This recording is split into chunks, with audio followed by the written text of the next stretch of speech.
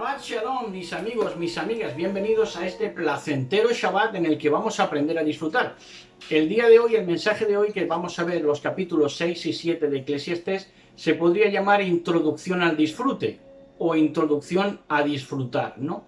Porque va a ser muy nombrada la palabra disfrutar dentro de estos dos capítulos. Saben ustedes que antes ya de entrar en el tema de hoy, vamos a hacer un recopilatorio, hacemos siempre un recopilatorio de los sucesos o de las noticias que han tenido lugar a lo largo de esta semana y que han tenido que ver relativamente con la profecía y con estos tiempos finales, y así nos gusta, pues, siquiera dibujarlos, esbozarlos, para poder saber dónde estamos parados y que nos dé más pistas acerca de este tiempo que estamos viviendo in situ en este siglo, en este tiempo final, ¿no? Y pues se ha producido esta semana lo de las masacres de Ohio y de Texas, que murieron más de 20 personas entre un sitio y otro, las masacres de Ohio y Texas.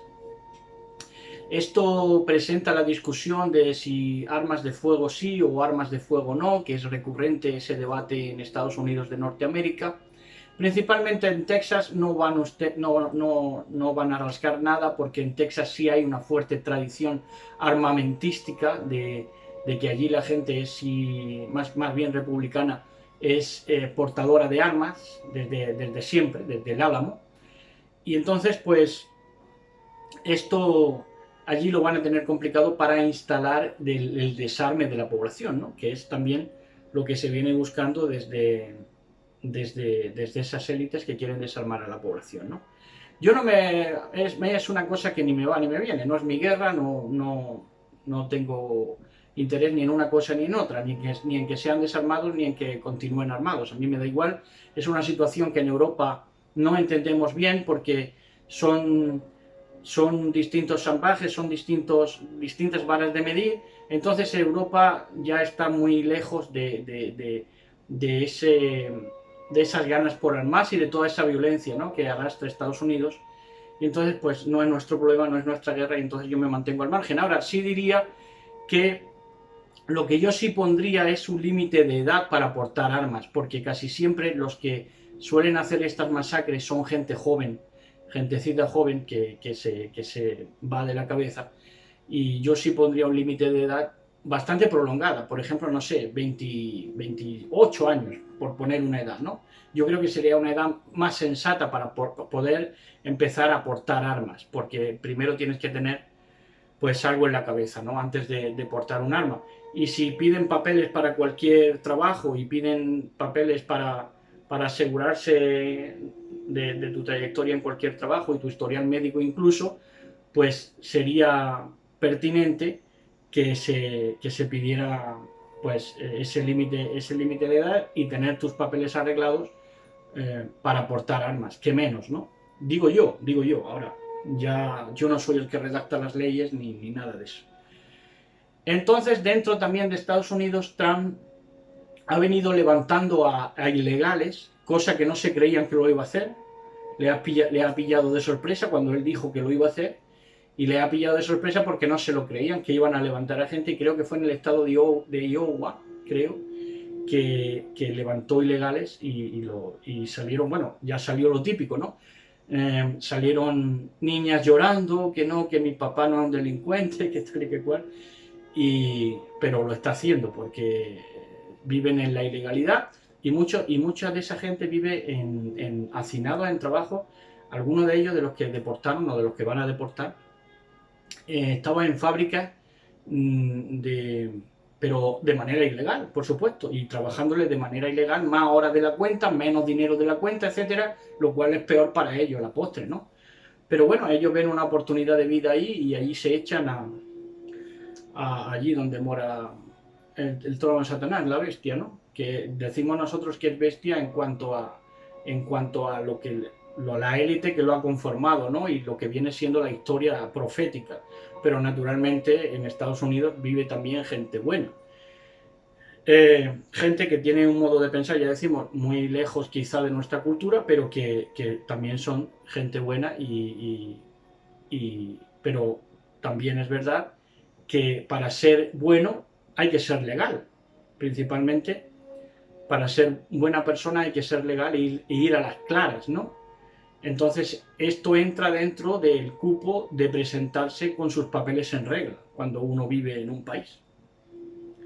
Bueno, y en otro orden de cosas, aquí tenemos que, así, las noticias así de pasada, más de pasada, eso no ha sido noticia, no se ha encaramado en las noticias de actualidad, pero sí soterradas, de las que se dan en los programitas especializados, que ha sido lo de aquí en España, que por experimentar con cerdos dejaron una raza de cerdos pequeñitos que son parecidos a los vietnamitas, pero en versión europea.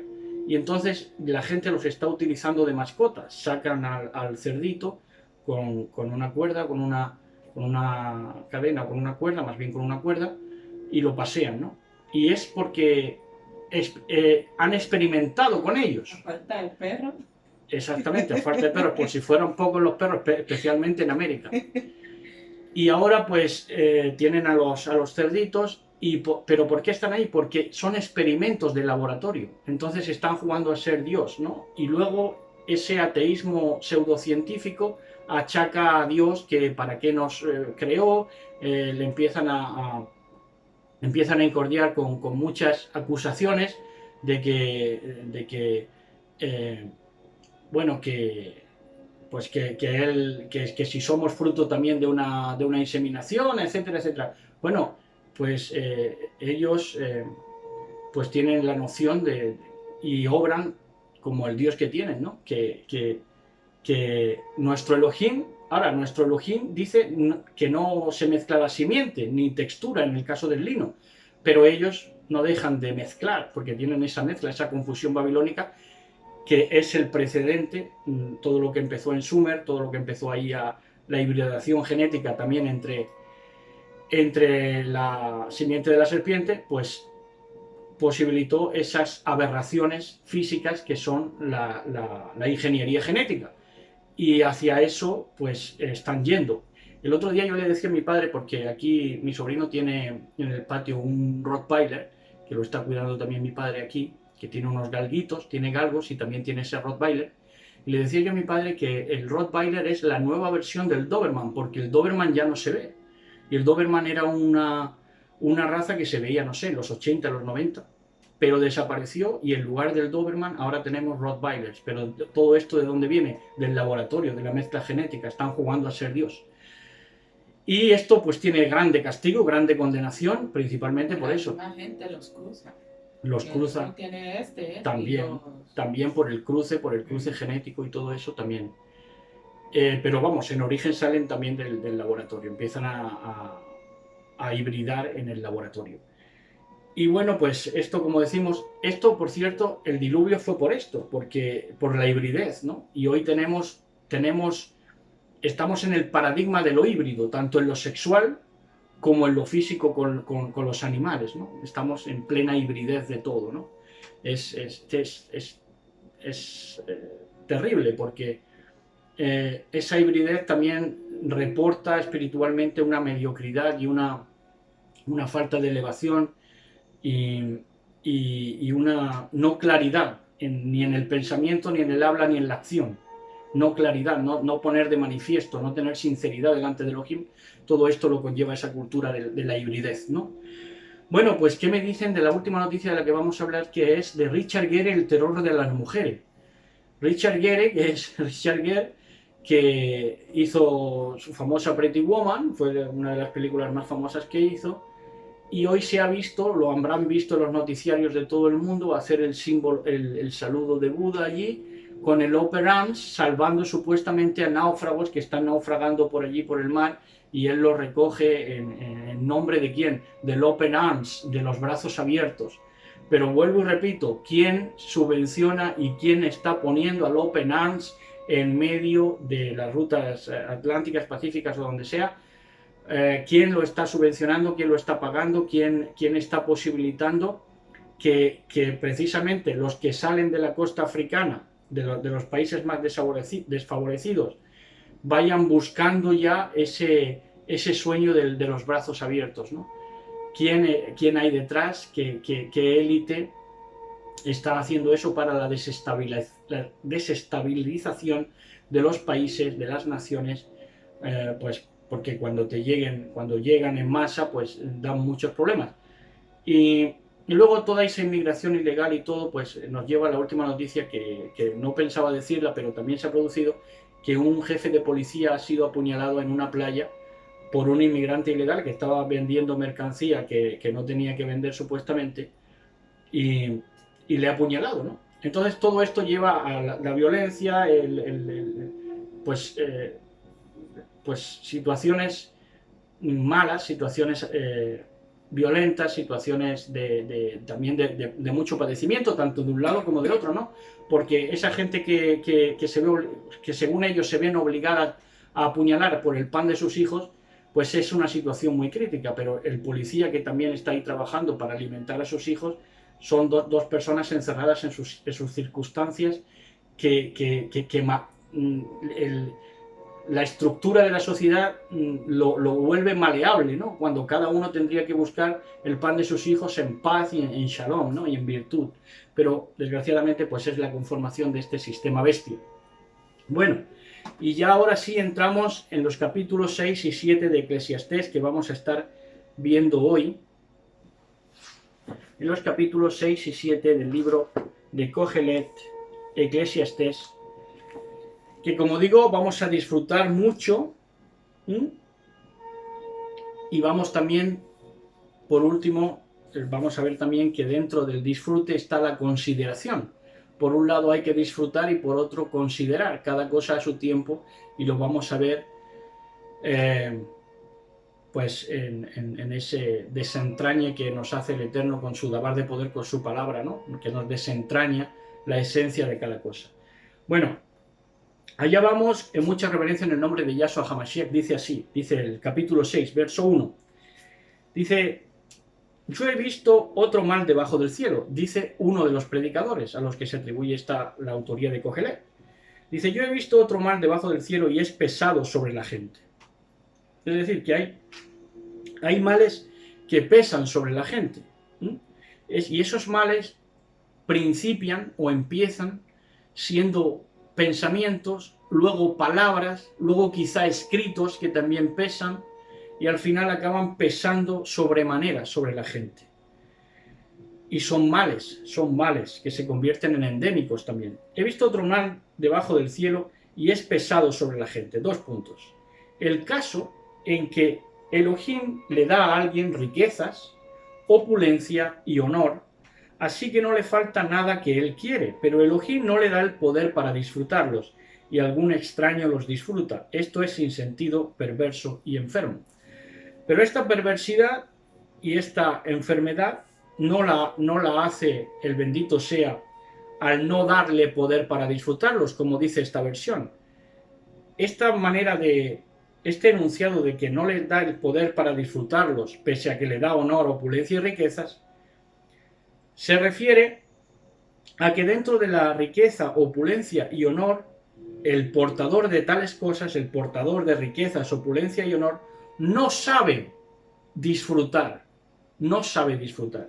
No es que Elohim no le dé el poder para disfrutarlo, sino que él, al no adquirir sabiduría, pues no es capaz de disfrutar sus propias riquezas, el fruto de su trabajo, las riquezas, la opulencia e incluso el honor.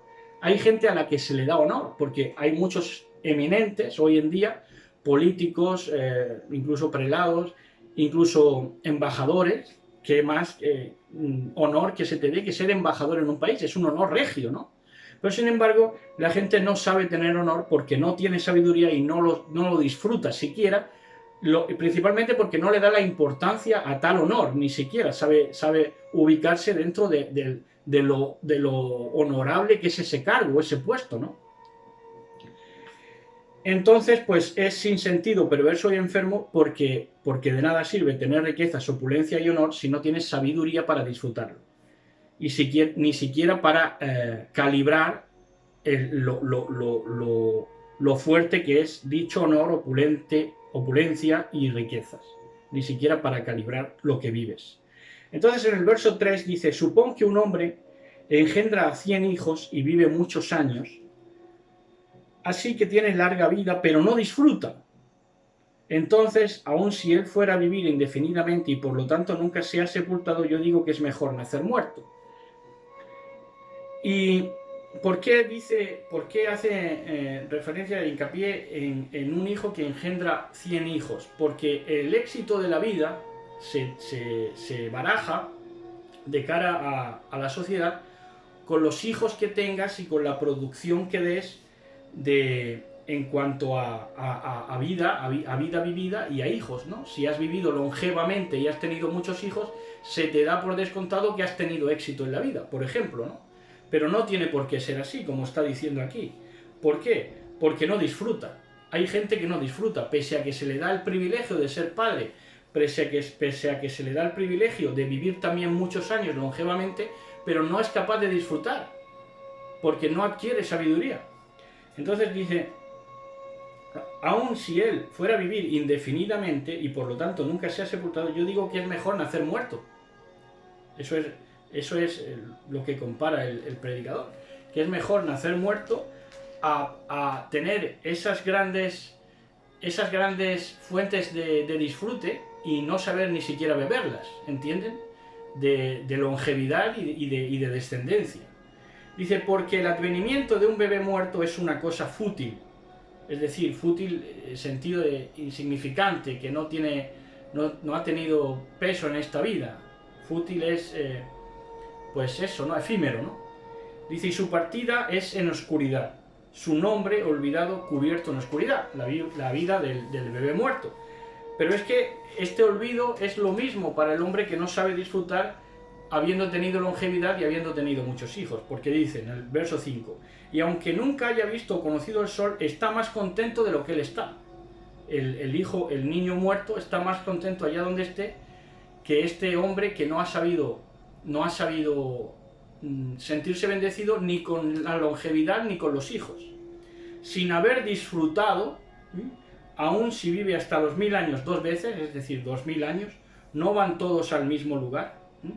Y es que hay gente que no sabe disfrutar. Y disfrutar empieza por discernir lo que tienes, el calibrarlo.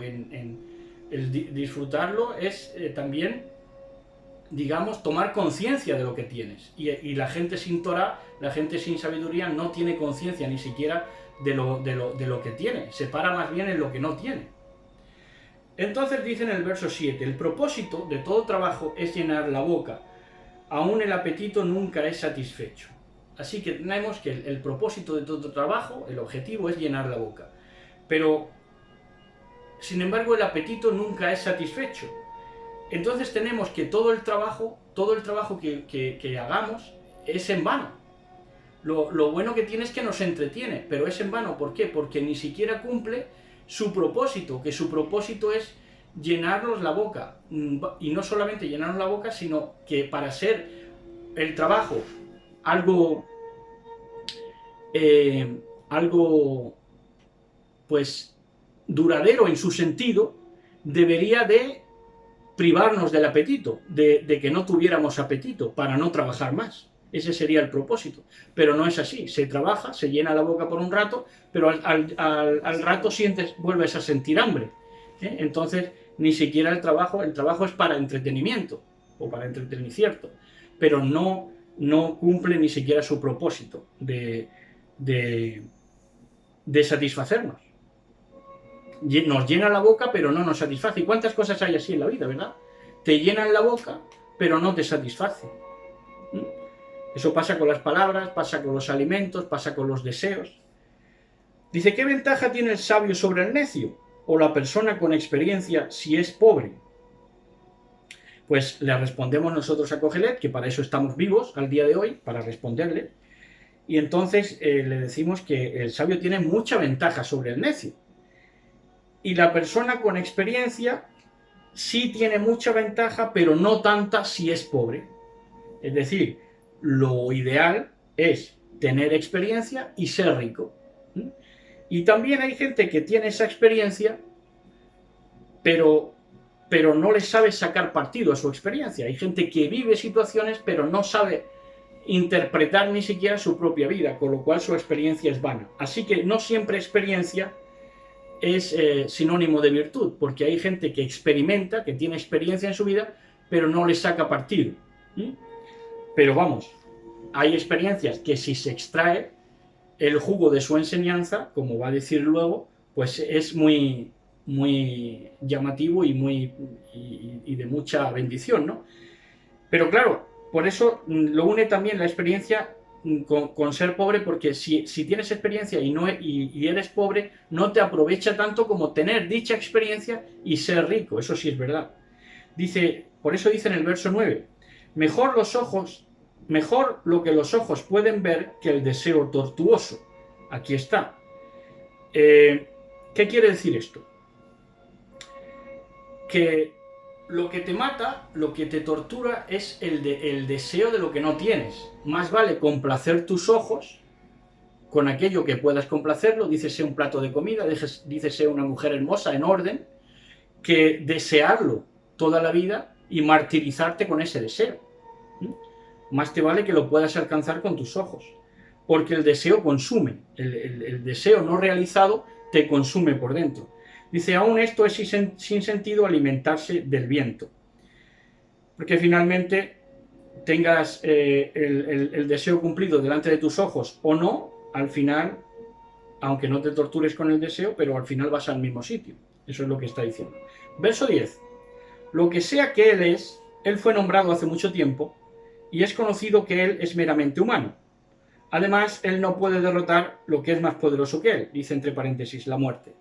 Y este verso, las traducciones son muy complicadas, por eso la hemos leído nosotros de la Israelita Mesiánica, porque, por ejemplo, en la Biblia de Jerusalén es ininteligible, no se puede entender porque, como son escritos de sabiduría, la misma sintaxis, cuando la cambias, ya le da un sentido diferente y que es absurdo muchas veces.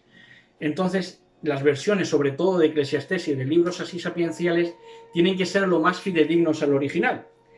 Y aquí incluso, pues la traducción no es del todo correcta, porque lo que está diciendo aquí dice, lo que sea que él es, él fue nombrado hace mucho tiempo, quiere decir que lo que es, tú no te inventas nada, es el sentido del verso. Tú no te inventas nada porque lo que es ya fue nombrado hace mucho tiempo. Con lo cual tú no tienes ni la patente ni la llave de dicha cuestión, sino que lo que tú nombres hoy ya existía antes, ya estaba ahí. Y es conocido que él es meramente humano, es decir, que al fin y al cabo somos seres humanos, que cuando nosotros vinimos aquí las cosas ya tenían nombre, porque Adán se las puso, por ejemplo, ¿no? Y entonces dice, además él no puede derrotar lo que es más poderoso que él, que lo que te está diciendo es que no intentes renombrar, no intentes reeducar el mundo, no intentes rectificarlo, como hace el judaísmo con el Tikkun Olam, sino que, ¿por qué? Porque el mundo va a ser más poderoso que tú, en cuanto a que ya está conformado, ya está plenamente conformado y es lo que es, ¿no? Ahora, nosotros tenemos que ir, por eso, en contra del mundo, pero no con la idea de que rectifique, sino con la idea de percutir o repercutir en él, de hacer eco, de hacer vibración positiva. Dice en el 11, hay muchas cosas que solo añaden futilidad, futilidades sin sentido. Así que, ¿cómo los humanos se benefician de ellas? Añaden futilidad porque añaden frivolidad, cosas que no tienen sentido, cosas frívolas, cosas que para nada aprovechan, ¿no? El universo entero está hoy en día lleno de futilidad, porque ¿a quién le importa la corbata del marqués de Santillana, por ejemplo? Lo que utilizó la reina en la boda del príncipe de Habsburgo. No, pero vivimos en unas situaciones, en una sociedad y en unas situaciones en que la futilidad ha tomado trono, se ha entronizado en el mundo. Lo fútil, lo sinsentido, lo efímero, lo que no tiene esencia, ¿no? Dice, porque ¿quién sabe lo que es bueno para alguien durante su vida, durante los días de la vida sin sentido, consumidos en una sombra? En una sombra, porque ciertamente este espacio-tiempo es una sombra del espacio-tiempo que sí nos pertenece. si se puede llamar espacio-tiempo, que es el reino del Mashiach. Entonces esto es una sombra comparado con tanta grandeza, ¿no? Eso sí es verdad, pero le respondemos aquí también, dice, ¿quién sabe lo que es bueno para alguien durante su vida? Pues aquel que tiene Torah. Aquel que tiene Torah sabe lo que es bueno para su vida. Que la vida no tiene sentido porque nos consumimos aquí en una sombra. Bueno, la vida tiene mucho sentido. Ahora, cuando tiene sentido es cuando comprendes precisamente que esto es una sombra. Dice, ¿quién puede decir lo que pasará debajo del sol después que una persona se haya ido? Esto es una pregunta que yo se lo preguntaría, si tuviera muchos alumnos y alumnas aquí en un auditorio, yo le preguntaría de esta manera, ¿no? ¿Quién puede decir lo que pasará debajo del sol después que una persona se haya ido? Y la respuesta es, todos menos dicha persona. Porque poder decir lo que va a ser, claro que pueden decirlo. Otra cosa es que acierten de lo que va a pasar o no, pero poder decir, pueden decirlo. Ahora, quien no va a decir nada va a ser la persona que ya ha muerto. Y ya entrando en el capítulo 7, dice, un buen nombre es mejor que aceite perfumado. En otras versiones dice, es mejor dice, mejor es la fama que el buen ungüento, pero mejor el día de la muerte que el del nacimiento. Y en esta versión dice, un buen nombre es mejor que aceite perfumado. Saben ustedes que el aceite sirve para todo. Para sanidad, para alimento, para perfume, sirve para todo. Es de las mayores maravillas que tenemos, el aceite. Algo tan al alcance, ¿no? Y sin embargo que es tan rico. Dice, y el día de la muerte mejor que el día del nacimiento, y esto hay culturas, la cultura oriental sabe que esto es así, porque la cultura oriental, por ejemplo, celebra el entierro, es un acontecimiento social, el entierro de alguien. Y eso en Oriente, ya digo, lo practican. Claro, tienen esta Torá, pero no tienen otra Torá, ¿no? No tienen la Torá de la instrucción, de los mitzvot. Pero vemos que en todas las naciones, en todas las culturas hay rastros. Hay rastros, lo que pasa es que para eso está el enemigo, para desvirtuar y desfocalizar, para que la gente se quede a medio camino, ¿no? Pero esto es así, fíjense que esto es Torá y esto se cumple en Oriente, lo de que mejor es el día de la muerte que el día del nacimiento y así se celebra. Dice, mejor es ir a una casa en luto que ir a una casa de fiesta. Dice, ¿por qué? Porque todos son diseñados para que se les guarde luto. El viviente debe poner esto en su corazón. Es decir, la fiesta y el motivo de la fiesta es, digamos, debatible. Se puede debatir lo que merece fiesta o lo que no merece fiesta. Pero lo que es inequívoco es que todos son diseñados para que se les guarde el luto, es que el acontecimiento más importante no es el acontecimiento más importante de una vida, sino que eso no falla, es lo que yo quiero decir, que eso no es cuestión de cómo lo veas, de cómo veas si una cosa merece fiesta o no merece fiesta, sino que el luto merece atención, merece también que pongas tu observación en eso, porque le vas a sacar más partido a eso que a la fiesta, como va a decir ahora. Dice en el verso 3, la congoja es mejor que la risa, porque la tristeza puede mejorar a una persona. Ahí está. Si tú con una persona que ya ha partido, o una persona que está cercana a una que ya ha partido, comprendes que no has dado todo lo mejor de ti para esa persona, esa congoja te puede hacer mejor persona, porque ese pesar te ayuda a mejorar para una nueva ocasión, ¿no? Aprendes del error. Y entonces esa tristeza, lo que en principio es tristeza, te sirve para en otro caso, en otra situación y quizá con otra persona, ser mejor persona. Dice, los pensamientos del sabio están en la casa del luto, precisamente por esto, porque se aprende más. Se aprende más en una persona que haya sufrido una pérdida, porque aprendes más a valorar la vida cuando sabes que la muerte es parte intrínseca de ella. ¿Entienden? Entonces, pero los pensamientos de los necios están en la casa del placer. Entonces, aquí nos está diciendo que los necios solo piensan en la fiesta, en el placer, pero que los sabios de verdad saben vivir mejor la vida precisamente porque reparan en pensar en la casa del luto, en pensar en lo que se tuvo y que luego no se tiene, y cuáles son las cosas valorables y a valorar, y cuáles son las cosas que nos pasan de largo. El placer y la fiesta es una de las cosas que nos pasan de largo, porque lo vivimos y luego no lo vivimos.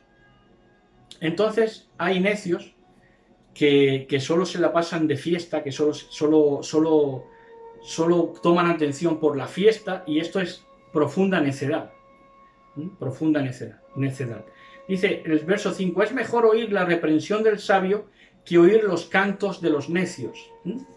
Esta es buena. Aquí es la lisonja. La lisonja de los necios, ¿no? Mejor oír la reprensión del sabio que la lisonja o los cantos de los necios. Esto es así. Y sin embargo, la gente que tiene los pensamientos en la casa del placer, como hemos visto en el verso anterior, en la fiesta, no atienden a la reprensión del sabio, sino que prefieren oír los cantos de los necios, y por eso se escucha, y por eso hay tanta melanomanía, ¿no? Que es gusto por la música de hoy, ¿no? Y la música de hoy contiene esos cantos de los necios, ¿no? Cantos de los necios. Muchas de las letras son de despecho, precisamente por eso, porque refleja esa necedad, ¿no? Dice, porque la risa de los necios es como el crujir de las espinas ardiendo bajo una olla. Esto también es sinsentido. Es decir, que los necios cuando ríen ni siquiera manifiestan alegría, sino profunda amargura. Dice, pero la opresión, esta es de las mejores que vamos a ver hoy. Dice, pero la opresión puede volver a un hombre sabio en estúpido. Perdón. También un regalo puede destruir el entendimiento. La opresión o la presión puede volver a un hombre sabio, que es sabio, pero esa opresión, como le da miedo sentirse presionado, y como esa opresión actúa sobre él y él se amilana, se encoge, pues pasa de ser sabio en una situación adversa a ser estúpido, porque la propia situación adversa lo amilana, lo encoge, lo arruga. Y dice, también un regalo puede destruir el entendimiento, y aquí tendríamos que aprender también a saber regalarnos a nosotros mismos, pero no tener por costumbre regalar a otros, porque el regalo, muchas veces el regalo se trata de lisonja, de decir lo que quieren oír, ese regalo puede destruir, aturdir el entendimiento de una persona. Y se le debería instruir a los niños con esto, ¿no? A los niños se les regala mucho para su cumple, para esto, para lo otro, para los católicos en su santo, lo que sea, en la Navidad y lo que sea, pero deberíamos ser cuidadosos de que el niño entienda que un regalo puede destruir su entendimiento cuando es un regalo no pertinente, y sin merecimiento, sin merecimiento. Entonces dice en el verso 8, el fin de algo es mejor que el principio. ¿Por qué? Porque con el principio no sabes su estructura, lo que ha sido su estructura, pero en el final sí sabes lo que ha sido su estructura. Como decíamos ayer, la comedia o el drama se distingue al final de la película. Así que los pacientes están mejor, lo decíamos ayer mi esposa y yo en conversación así personal. El fin de algo es mejor que el principio, así que los pacientes están mejor que los orgullosos, porque somos pacientes para ver el resultado veraz de una cosa, de un acontecimiento o de algo que se experimenta, de una experiencia. Dice en el verso 9, no seas rápido en enfurecerte, porque son los necios los que alimentan la ira. Cuando uno se enfurece con facilidad es necio, eso es necedad. Dice, no preguntes por qué los días de antaño fueron mejores que los de ahora, porque es una pregunta necia y es dejarse llevar por la nostalgia. La sabiduría es buena, dice, como hemos visto antes. Dice, la sabiduría es buena, junto con posesiones. El ideal es tener la sabiduría junto con posesiones. Ese es el ideal, aspirar. Una ventaja para aquellos que ven el sol. Porque la sabiduría es un refugio. Y el dinero también es un refugio. Pero la ventaja del conocimiento es que la sabiduría guarda vivo al que la tiene. Estas son palabras muy sabias, porque está diciendo que aunque tú tengas dinero, el dinero no te guarda a ti. Pero cuando tú tienes sabiduría, la sabiduría sí te guarda a ti. Por lo tanto, tiene mayor precio, mayor valor. ¿Mm? Considera la obra de Elohim. ¿Quién puede enderezar lo que él ha hecho torcido? Esto ya entra en la consideración, el disfrutar y el considerar. Si yo considero y veo que el Eterno ha hecho algo torcido, algo que no tiene, no tiene sabor, no tiene salud, no tiene esa claridad mental, no tiene esa claridad física, pues es que él lo ha hecho torcido. Entonces no tengo yo que calentarme la cabeza en enderezarlo, ¿no? Por ejemplo, un cristiano se malvive con esto, ¿no? Porque un cristiano, por ejemplo, ve a un homosexual y quiere enderezarlo, y quiere predicarlo. No, si Elohim lo ha hecho torcido, cuando él mostrara interés por enderezarse, entonces sí es pertinente orar por él o tener una palabra de instrucción con él. Pero es que así porque sí, no se puede enderezar lo que él ha torcido. Y aquí fracasa también, por supuesto, el judaísmo, como hemos dicho antes, con la rectificación del mundo, el tikkun olam, lo cual es un padecimiento añadido. Porque hay cosas que él ha torcido y que no va a enderezar. Y menos sin ayo. Menos sin ese ayo que hace que la planta se enderece, que es la Torá bien entendida. Dice, cuando las cosas vayan bien, aquí está la esencia del discurso de hoy, dice, cuando las cosas vayan bien, disfruta. Cuando las cosas vayan bien, disfruta. Pero cuando las cosas vayan mal, ¿qué tenemos que hacer? Considerar. Entonces, disfrutar cuando es pertinente, considerar cuando también es pertinente, cuando hay una adversidad. Y sabemos que la adversidad es obra de Elohim. Las tinieblas y el mal no, pero la adversidad sí. Entonces, cuando hay mal, cuando va mal por causa de la adversidad, hemos de considerar lo que nos ha llevado a esa situación y los componentes que cada cosa han tenido para que esa situación se dé de esa manera. Dice que Elohim hizo una cosa junto a otra, claro está, eso es la adversidad, no el mal. Dice, para que la gente no supiera nada de su futuro, o sea, no supiera nada para mantener las cosas hasta que tú no indagaras en esa situación, ¿no? En mi vida sin sentido, dice el predicador, en mi vida sin sentido, yo he visto todo, desde la persona justa pereciendo en su justicia, hasta el perverso que vive una larga vida y sigue haciendo el mal. Son situaciones que se dan. Y esto es, por eso dice el predicador, en mi vida sin sentido, ¿no? Porque claro, tu vida puede tener mucho sentido porque tienes Torah, tienes el Mashiach, pero es tu vida. Pero la vida cósmica no le ve sentido. La vida que te rodea, las noticias que oyes, no le ve sentido. Y sobre eso también va a hablar.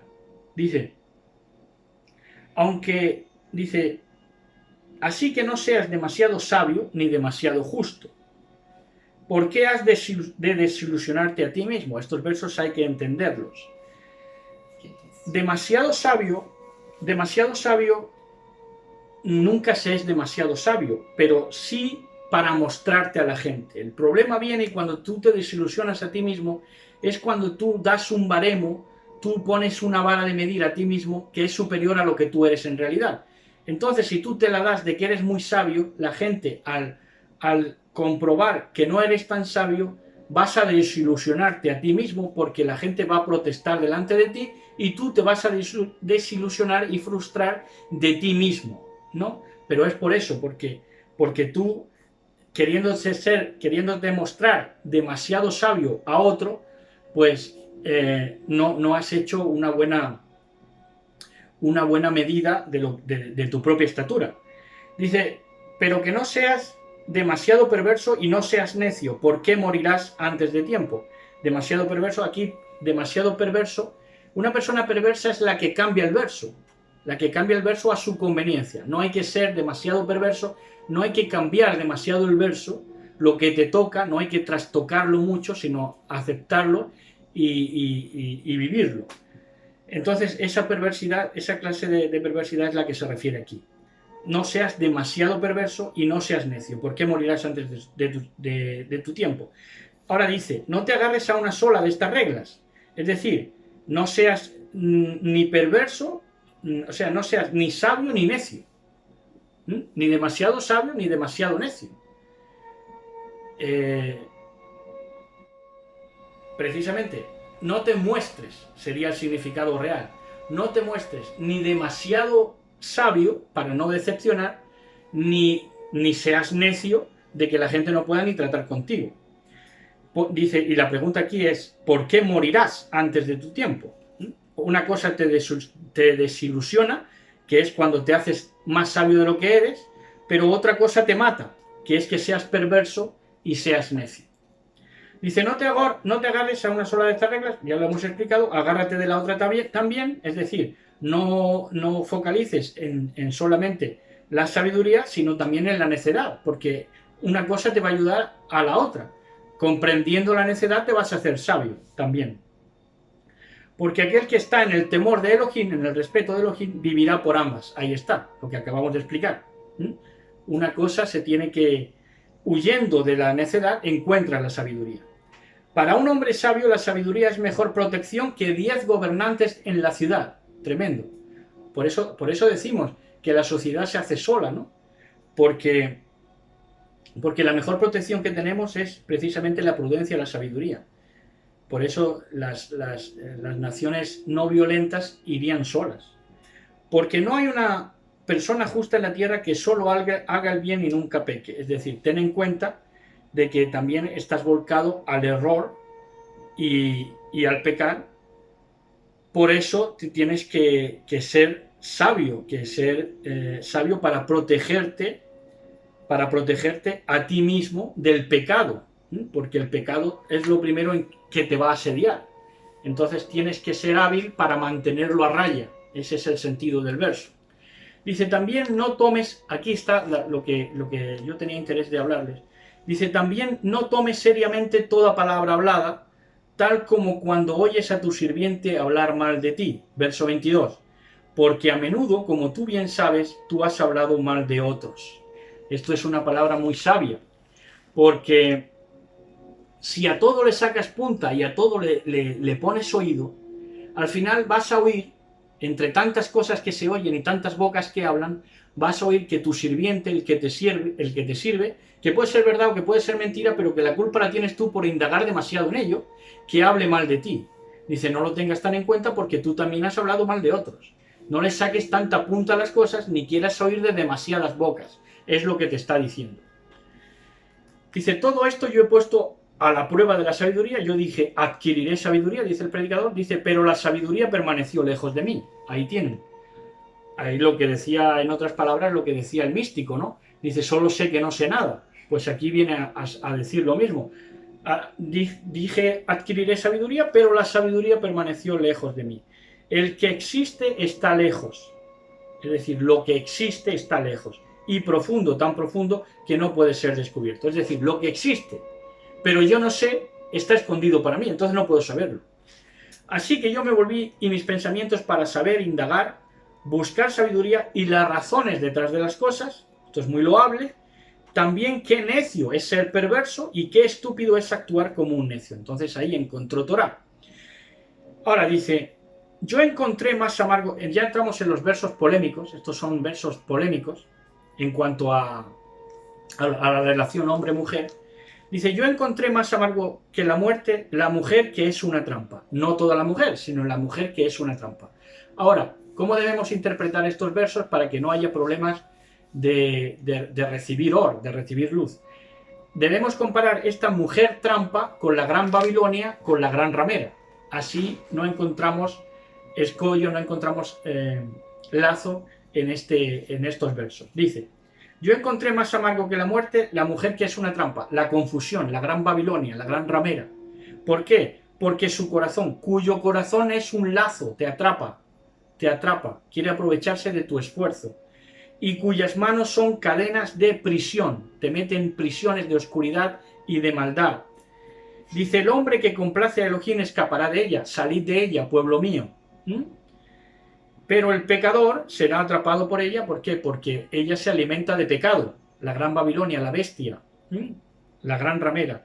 Yo he encontrado esto, dice Kohelet, el predicador, sumando una cosa a otra para llegar a una conclusión. Vamos a ver a qué conclusión llega el predicador. Dice, busqué por mucho tiempo sin encontrarla. Un hombre en 1000 he encontrado, pero una mujer entre todos esos no he encontrado. Lo cual hace que la mujer de verdad, la mujer virtuosa, sea más preciosa todavía. Pero aquí está hablando, o deberíamos de interpretarlo nosotros como esa mujer confusionista babilónica que no te aparta nada, que no te aporta nada y que no te permite tampoco apartarte. Que hemos dicho la palabra bien sin quererlo. No te permite apartarte, no te permite ser diferente, ser kadosh, ser santo delante de Elohim. Porque lo que quiere es aprisionarte, amalgamarte, fundirte en sus lazos, en sus prisiones. Dice, esta es la única cosa que he encontrado, que Elohim hizo a los seres humanos rectos, pero ellos han diseñado muchas maquinaciones. Maquinaciones, dice esta versión. Es de complicación. Complicaciones también es una versión acertada, pero para lo que queremos decir esta versión está muy bien, porque dice, esta es la única cosa que he encontrado que Elohim hizo a los seres humanos rectos, es decir, en libertad, seres humanos rectos, en esa libertad conforme a este espacio-tiempo para aprender del bien y del mal, pero que ellos, los seres humanos, han diseñado muchas maquinaciones, esto es, muchas máquinas sin albedrío, sin el poder, no sin el poder, porque todos tenemos la potestad sobre nuestras propias acciones, pero sí condicionar para que la humanidad sea maquinal, sean máquinas, no tengan esa libre elección, no tengan esa libre elección también de elegir la rectitud. Entonces son maquinaciones a todos los niveles, porque quieren matar el libre albedrío, la libertad de las personas, condicionándolas de tal manera desde los estados de esa bestia, de esa mujer tramposa, que es la gran Babilonia, la bestia de este tiempo final, pues que escapes de esas maquinaciones, ¿no? Pero nosotros estamos escapando y nosotros estamos yo diría, en una buena tesitura para escapar de todo eso, porque el respeto por Elohim es el respeto precisamente por la libertad del ser humano y por la libertad que lleva a esa rectitud y saber que detrás de toda la búsqueda del ser humano está esa búsqueda de bien, de libertad, fuera de la presión, fuera de esa mujer extraña y de esa mujer que te ata en todos los sentidos, porque te restringe tu más alta vibración, que es ser semejante a Elohim y tener esa rectitud que él tiene y obrar con esa bondad con la que él obra. Y hasta aquí. Shabbat Shalom a todos. Coman, rían, beban, abrácense, gócense, disfruten delante del Eterno, consideren delante del Eterno, bendito sea, y hablen con él como quien habla con su mejor amigo, como siempre les digo. Shabbat Shalom a todos. Besos y abrazos para todos y todas.